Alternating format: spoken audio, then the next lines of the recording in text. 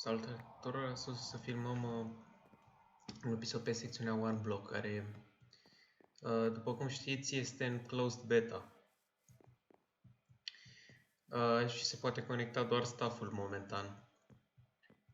Ei bine, secțiunea One Block se susține de spawnezi pe un singur bloc, mai precis acesta, în cazul meu, și nu mai ai niciun alt bloc pe insulă. Și trebuie să spargi acel bloc și îți pică diverse alte blocuri în funcție de etapă, adică în prima etapă o să pice dăr și lemn, și puieți și mai multe chestii. Și poți să-ți faci insulă cu blocurile astea. Vedeți, eu am avut prima oară dăr, după lemn și tot așa. Și cufere pot pica și mobi, adică animale sau chiar monștri. Mă rog, e o secțiune destul de interesantă, dar o să fie mai hard decât Skyblock, adică nu o să fie spawnere. O să vă faceți ferme, să strângeți animale pur și simplu, că nu o să se despawneze așa de scape Skyblock unde sunt spawnere, etc. Deci hai să vă arăt cam cum se minează aici.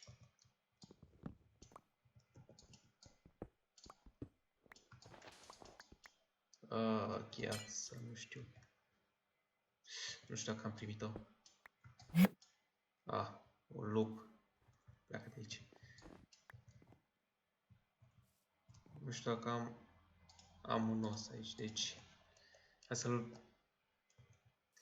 hai să-l domesticim, că pe Minecraft dacă dai un os unui lup se face câine, gata, instant, nu trebuie să-l dresezi sau ceva, nimic. Foarte realistic.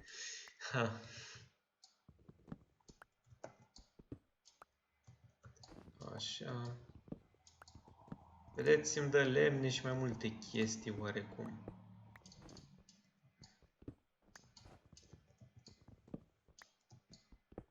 Asta face minatul oarecum mai încet, dar poți primi și chestii interesante precum chest-uri și asta ar compensa asta, un Enderman.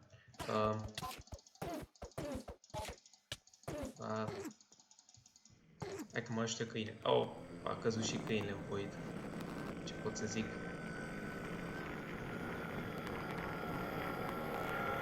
Ce se întâmplă?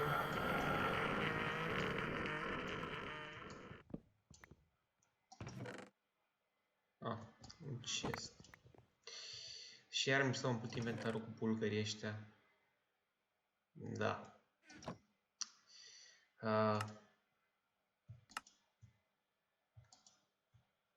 Transform în... Să facem așa. Dar nu prea am loc oricum. Clar.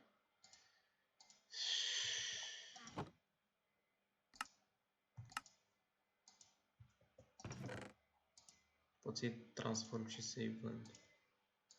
Nugget. Și nu mai e loc în chest. Da, nu știu ce spune, sunt destul de multe chestii random, dar minigame-ul e destul de tare per total, adică o să vă placă. Cel puțin ca Skyblock-ul. Ouă, am niște ouă. Ia să facem... Da, n-am făcut nicio găină.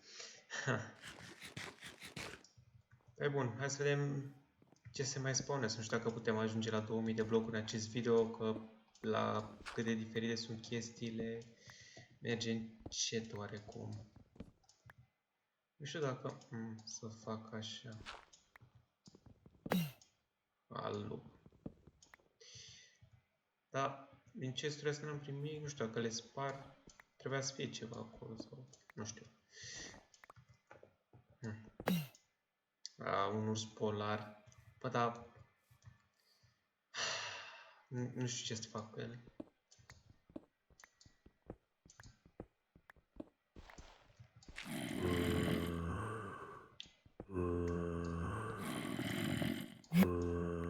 Și un baby sunt îngrozav. Îi dăm așa, pac, gata, scăpa de el.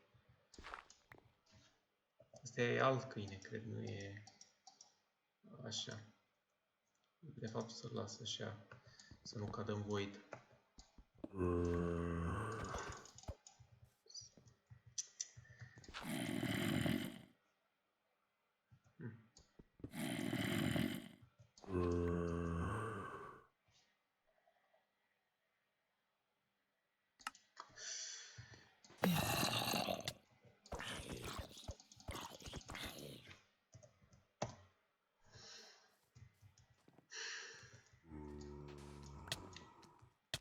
Ce mai e acum? Alt zombie.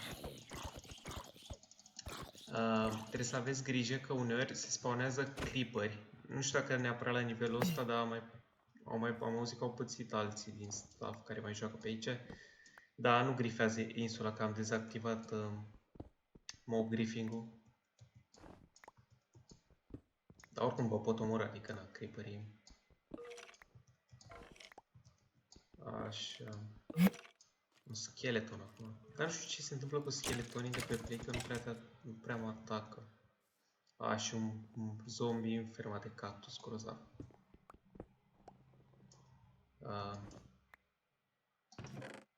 Asta, da.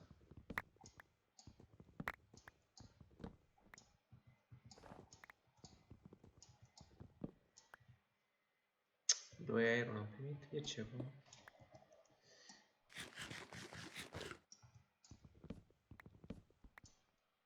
Nu știu, aici cel mai bine să primiți gold sau emerald, se vând destul de bine pe shop, să vă arăt un pic. Deci, ironul se vinde destul de ieftin, vă dați seama, cu 10 doar. Dar goldul 35 nu e rău și mai ales emeraldul se vinde destul de bine. Știu că am făcut emerald la început. Dar nu știu ce am 41k.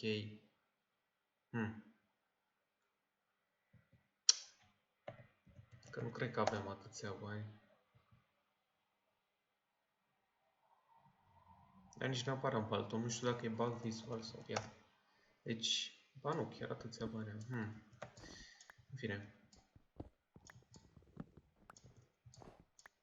Deci, cam asta e...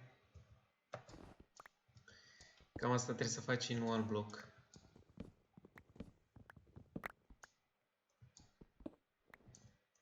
Să minezi.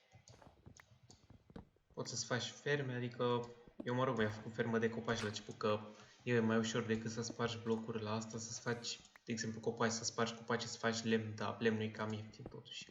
Cred că e 0,75 sau ceva de genul ăsta.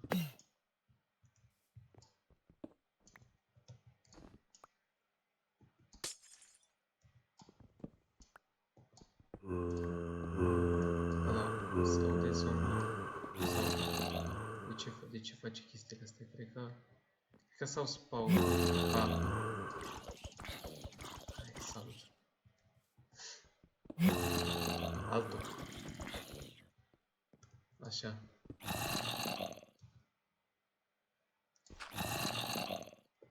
Punem pe aia că se spawnează. Așa. Eu nu mi-am completat în față special ca să arunc pe ăștia mai repede. Vă recomand și voi să faceți la fel, că se spawnează mob și... De exemplu, cum e ursul ăsta, eu dacă... Nu știu dacă trebuie să-l țin sau nu, că mă enervează că ocupă spațiu. Un snow golem. Asta e destul de util, pot să fac snow... Cred că se ocupă snow golem de...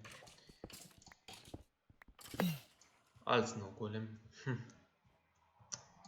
Vedeți, cu snow golem poți face snow infinit, nu că mi-ar trebui, dar...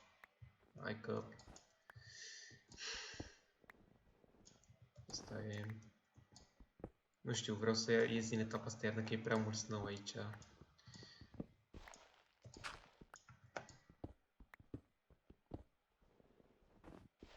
Acum.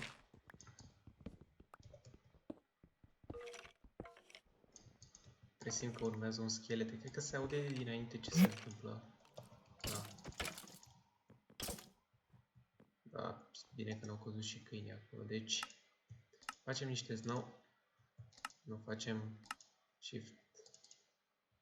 Deci, așa.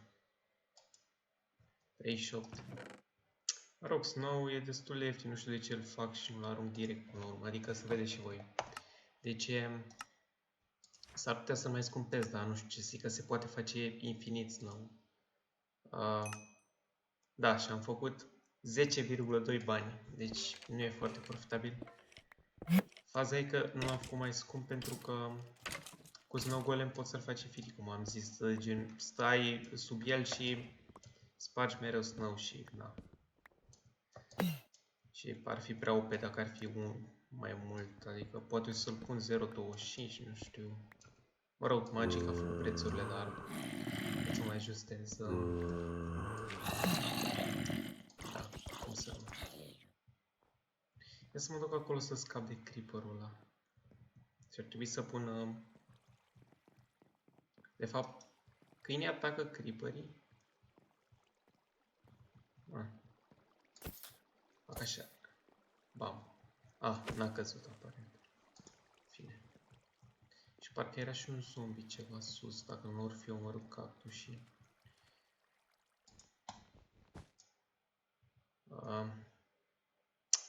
Cam greu de mers prin ferma de cactuși, asta e partea nașpa, că te înțepi și caci chestii în cactuși. Mai ales că a mea nu e nici terminată, să fie automatizată. Deci facem așa. Bun. Avem 3 cactuși. Deși la câți bani am, s-ar putea să-mi iau alți cactuși. Și nu știu cum am ajuns cu banii în inventar. În balanță, nu inventar, da.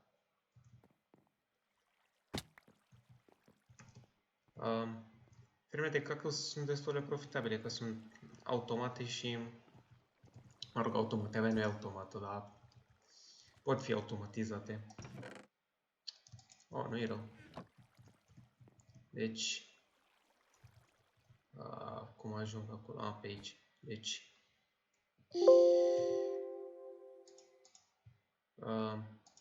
niște dirt. Ar trebui să fac niște schele pe lângă pe aici ca să pot pune mai mult cactus și să-l automatizez, ca să zic așa. Deci făceam aici între ei cu birchwood. Partea nașpa că îi pun aici, de fapt nu se sparge. Facem așa. Și după tai lemnul, mă rog, o să pierd lemnul, dar nu prea e mare pierdere la câți mesteci în curte, ca să zic așa. Bun.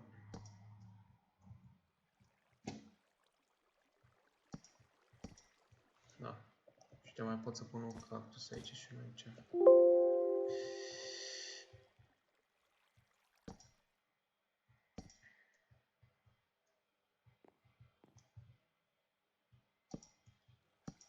Așa.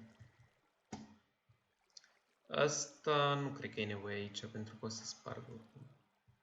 Aici ar fi nevoie. Da, și nu mai am... aparent, să zicem 64.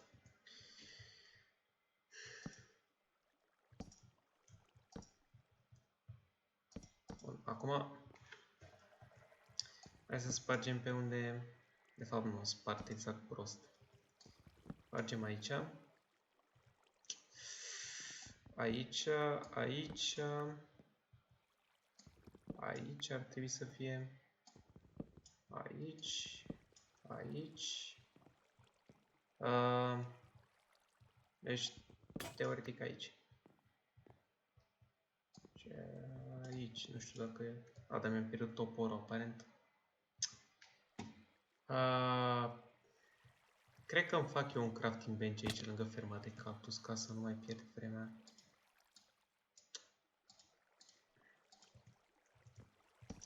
Așa.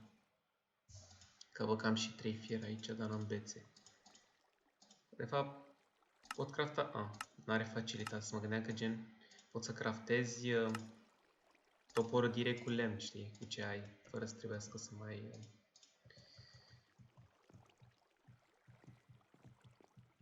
Dar cum ajung acolo acum? Partea a doua.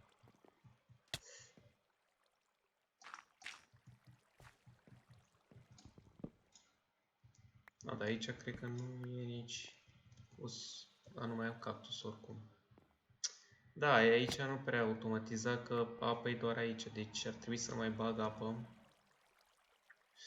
Și Blue Ice cred că o să las doar pe margine, că aici e risipă când pun aici, pentru că n-am suficient Blue Ice și...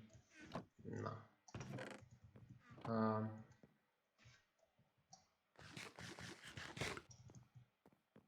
Bun, și dacă toți sunt aici, hai să fac și treaba aici. Partea bună cu fermele astea e că ele funcționează și când nu ești on pe... Asta n-avea... Funcționează și când nu ești on pe server și cresc astea. Deși nu știu dacă depinde viteza de creștere dacă ești on sau nu. S-ar putea să crească mai repede dacă ești on. Pentru că văd că nu sunt toate gata și n-am fost on de ieri pe aici. Deci, mă rog, depinde și de timpul cât e serverul online. Sparg astea și măresc aici, fac toată ferma. Wheat nu e cel mai ideal lucru, dar n-aveam altceva atunci și de-aia am pus wheat. Probabil pot să fac mai multe ferme. Partea nașpa e că se spawnează multe animale pe aici. Și aici cred că era o torță. Până la urmă trebuie să văd cum o să pun torțele astea pentru că voiam să automatizez chestia asta. Că să dau drumul la apă să... Stai făcut. Să dau drumul la apă să curgă direct astea, adică... Da, vă dați seama, e mai șmecher așa.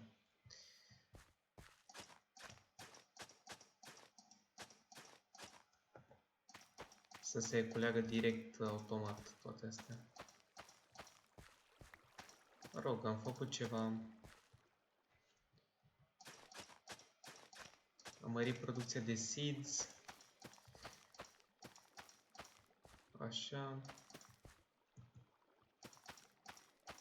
Cred că am completat partea ce era irigată cu apă. Adică, mă rog, ar mai fi aici, ca să zic așa. Așa. Mai fi aici și după... Aici mai trebuie să las 4 blocuri să mai pun în rând apă. Pentru că nu poate iriga mai mult de 4 blocuri din câte știu, că am încercat. De fapt, facem un test să vedem dacă rămâne așa. Punem așa. Vedem mai încolo. Bun. Și acum ce voiam să fac? Să mai pun apă la cactus. Nu știu dacă am găleți. Am o găleată. Aici.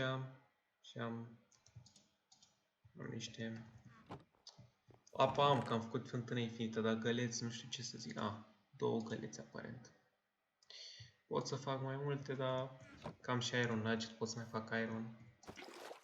O să mă limitez la 2 momentan, că oricum n-am. Nu e cine știe ce făcut pe acolo ca să fac mai multe. Nu știu, dar nu știu de ce am impresia că voi când o să intrați pe server o să faceți fermele astea gen într-o zi sau în câteva ore deja aveți dita mai ferma de cactus. Și eu stau aici de... Mă rog, nu stau așa de mult, hai că mint. De ceva timp.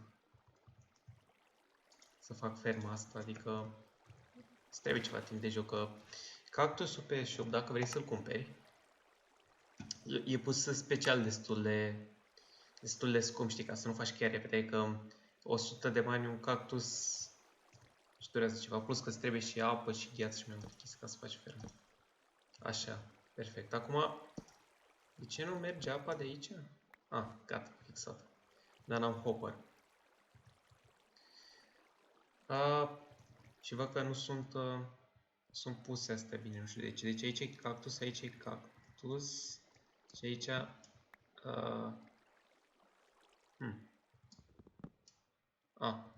Aparent, dar nu știu că nu cred că e pus cactusul oricum aici.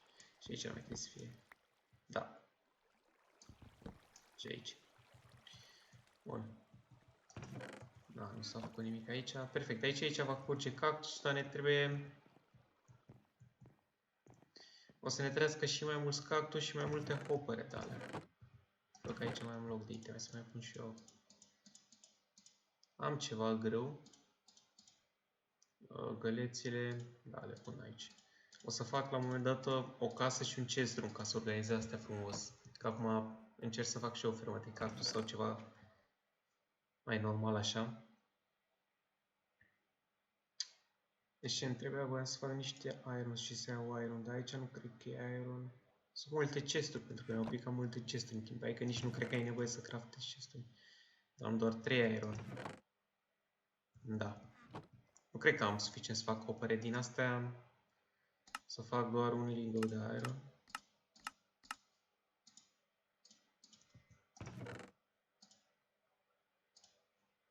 Nu. Deci am 4, un hopper ar fi mai mult de 4, ar fi, cred că 5 sau 6. Da, pot să cumpăr și iron, parcă nu era așa scump la buy, la sale era ieftin oricum. 100. 32, să zicem. Bun, apare 32 iron. Cum am trebuie chesturile. Nu știu ce mai folosește hopperul, da, asta. Perfect. De fapt, da, așa, 7 hoppere. Mă rog, am consumat și tot ironul meu, dar mai pot să cumpăr oricând, că am ceva bani. Mă rog, voi probabil, dacă ar fi să fac ferme mai mari, n-aș pune hopper aici, aș pune, cum îl chema pe ăla? String, ca să fac fermă de aia, de nu știu câte de-astea, știi? Că am văzut ferme pe Skyblock așa de mari. Dar momentan o să mă limitez la o fermă mică și mut hooperele după sau așa, pentru că oricum n-am cactus nici cât să termin până în partea aia sau, mă rog, înțelegi ideea. Bun. Și probabil oricum produce foarte greu ca să fac cactus. Cactusul fiind destul de scump, o să... Da, chiar ea dacă cumpăr cactus, nu știu dacă e mai scump decât fierul. În normal, 100. Deci, dacă aș cumpăra 64, m-ar costa 6400. Hai mă, că se merită. Așa durează o... Da, cred că îmi trebuie și nisip, că n-am suficient nisip, probabil. Da. 4 nisip. Deci aici mai am 2 aici, deci am în total 6. Și nisip cumpărăm. Mă rog, mai era sus acolo pus oricum. Ăsta ce... Ăsta era să mă arunce. Așa. Bun. E 10 nisipul, păi ce? E chiar ieftin. Ce ar mai trebui să pun eu la ferma aia de cactus? Nu știu cum o iluminez să nu se facă zombie. Adică... Așa cum e acum se cam fac zombie, ca să zic așa.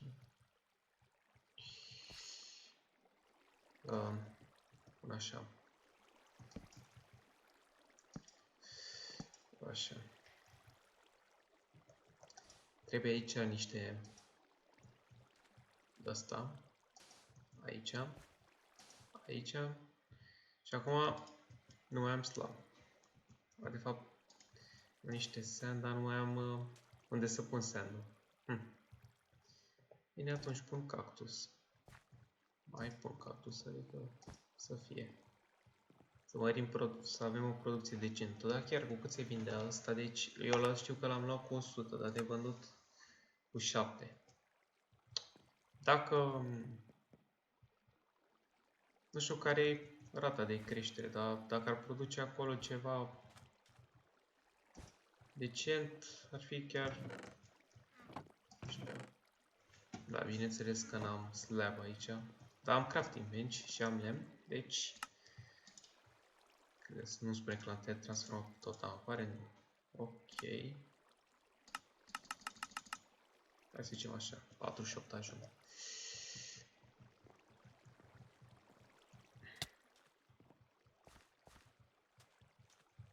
Acum... nu. Fuck, am pus asta greșit.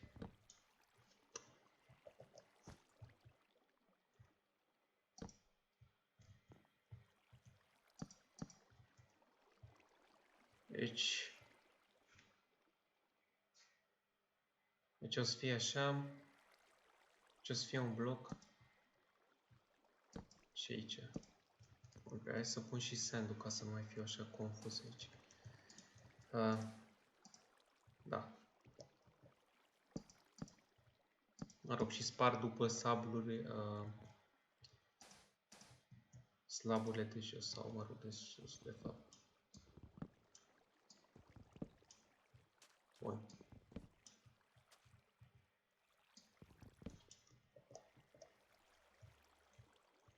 Mă rog, acum să mă vedeți pe mine făcând o fermă de cactus, nu știu cât de interesant e, că ați făcut și voi destule ferme de cactus. Nu știu, cred că o să mai continui la ea off camera și mai vă arăt ce mai făcut pe insulă după sau eventual când se deschide sau vă mai dau spoilere ceva, deci da. Hai să vă mai arăt pe aici cum arată pe economia, poate. Deci, pot să vinzi potato și chiar la prețuri destul de bune. Și preț de vânzare 50. What? Asta e chiar un preț bun. Nu știu dacă o să schimb sau nu, că faci, mă rog, Apple poți face doar din pomă. Da. Deci, mă rog, peștii sunt cam ieftini. Poți să vinzi pumpkin și melon destul de bine. Și ou la 0,5, mă rog. Și sapling-ul 10. Da, uite, adică eu, de exemplu, am mulți sapling pe aici. Am 2 aici și mai am 20 undeva, nu știu dacă în inventar sau aici. Și vă dați seama, faci ceva bancos și cu sapling-ul de vândut. Când mai faci pom, cum am eu mulți pomi în curte, pe insulă, poți face ceva bani. Ca blocuri, dirt-ul, mă rog, în principiu cam toate sunt în afară de gravel, care oricum cred că l obții greu. Cobblestone-ul tot 1. Lemnul e 0,75, adică, na. Stone 1. Lâna e 0,6. Nu știu, lâna dacă poți face fermă automată, nu cred că poți. Da. Apoi la categorii. Mâncarea e destul de ieftină, oricum o să aveți destulă pe insulă. Minereul v-am zis, sunt destul de ok. Nu prea știu de ce lapisul e așa ieftin și coalul așa scump. Da, că nu prea ați primit și coalul. Da, astea de rest sunt destul de ieftine, adică n-am pus foarte scumpe bucket-urile pentru că nu poți să-ți faci generator oricum. Hopper-ul e... cred că eu am dat bani aerope, deci 250 și iron cât era? Da, Hopper e mai ieftin decât iron, nu știu dacă are sens sau nu, dar... Da, cred că are sens. În fine, eu am fost Dino, acest episod a fost pe One Block pe Play Minecraft România. Ne mai vedem la alte episoade. Dați voi un like acolo și un comment și un subscribe, eventual niște sugestii. Vă salut!